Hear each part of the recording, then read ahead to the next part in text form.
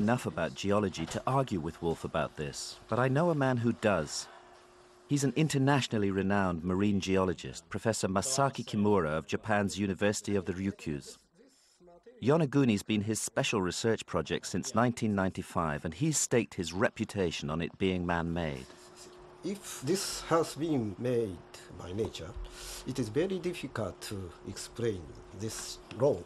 If this part was cut by the wave action, yes. So this must exist here, but there is no road here. Yes. If this is all caused by wave action with blocks falling, which they must have fallen, right, then they should be here, and they aren't. There's not a mass of rubble, there's a clear pathway. Why would that be? It depends. Over 100,000 of years, smashing all these waves against that coastline, I think they would be able to cut even big blocks. Well, they're certainly not strong enough to move large stones, because the stones are still sitting there. The ones at the end, for example, there's one here, but nothing in the middle. So not only this part, all of this part round, carved.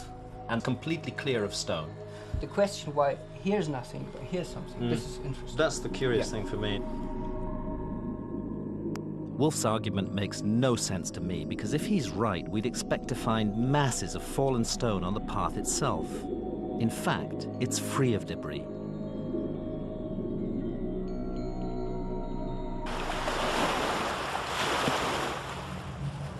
On our next dive, Wolf agrees to take another look at the path underwater. Soon we're swimming west along the pathway Kimura and I think must have been artificially cleared. I show Wolf some rectangular sockets on the edge of the path.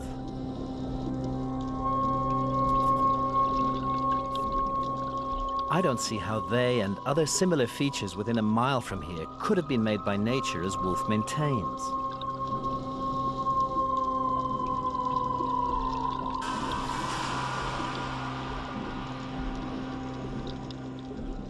A second ramped stone path curves up between two parallel walls 300 feet further to the west, and close by is a narrow tunnel.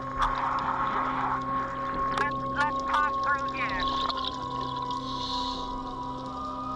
The tunnel is aligned on two huge megaliths stacked side by side in the northwest corner of the monument. Well, when you come out of the tunnel, you will see two megaliths. Okay, I have a look. I've been in front of these massive megaliths dozens of times before. I'm always struck by how powerful and imposing they are. I can't help feeling that they must have been arranged here intentionally, but Wolf still isn't convinced. The lines with the tunnel, everything is parallel. The weaker part may be eroded. Part, two sandstone banks fallen down by any wind or storm or maybe earthquake.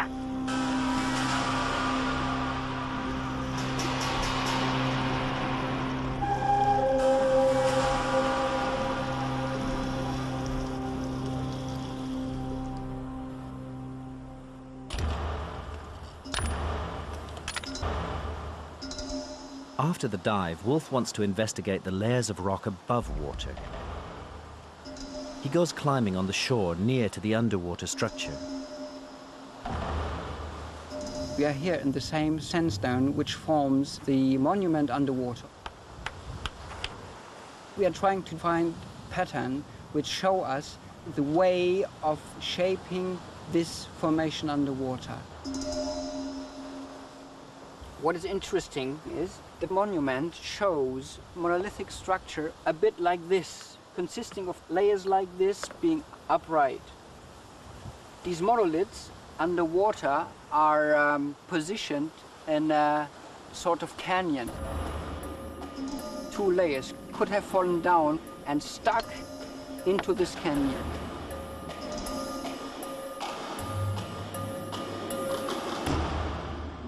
They fall vertically into a chasm, Right. which holds them in place. Right. That's your argument. So what's bothering me is why I can't find big slabs of rock lying directly underneath here. When the sea level was at the stage to influence this area, it could have lifted and pulled away parts from here. They fell down then here. But if parts of the structure had broken off and fallen down naturally, you'd expect to see them here at the bottom. In fact, the path is miraculously clear. I agree with Japanese geologist Professor Kimura that their absence points to human involvement. I saw the face. But no matter how hard I argue each anomaly with Wolf, he puts up a geological counter-explanation. Sharp-edged steps and flat terraces. Smooth paths, corridors with guttering. Square holes, rounded holes.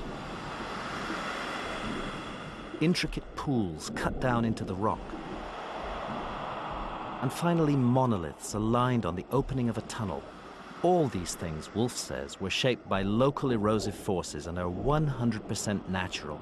None, he says, have ever been modified by man. All he'll admit is that it's an amazing place. I, from my view, would say it's a natural miracle. Everybody who's trying to learn something about forces, natural forces, geology, geomorphology, should come here and have a look. It is seen better than in many, many textbooks.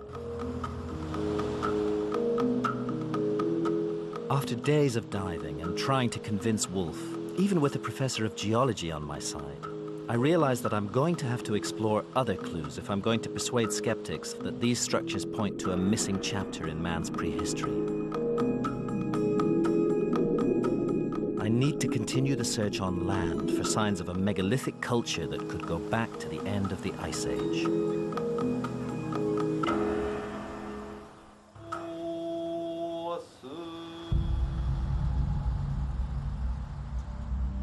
I've started investigating Shinto, Japan's unique faith,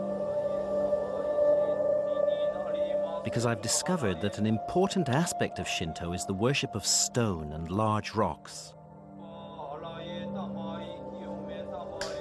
Shinto venerates natural forces as spirits called kami. The wind, the ocean, trees, rocks, mountains, all are believed to be possessed by kami. This Shinto shrine is beneath Mount Miwa, a sacred mountain, and itself a kami.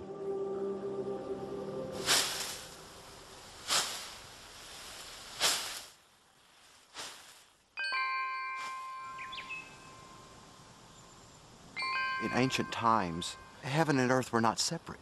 This was all nature. I think we have to remember what the word kami in Japanese really means.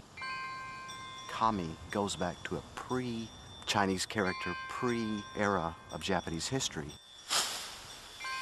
That kind of spirit that can be ascribed to anything unusual.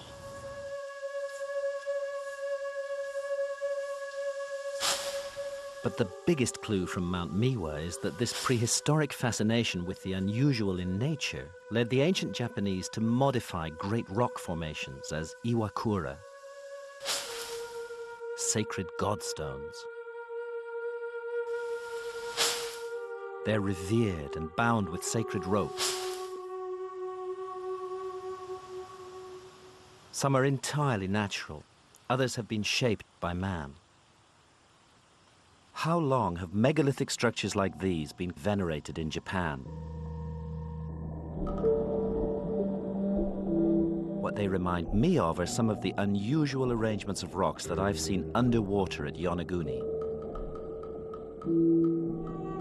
Perhaps geologists can argue about whether they're natural or man-made because they're both. Unusual rocks shaped by man, just like the megalithic shrines on Mount Miwa. Except the underwater rocks were last above water 10,000 years ago.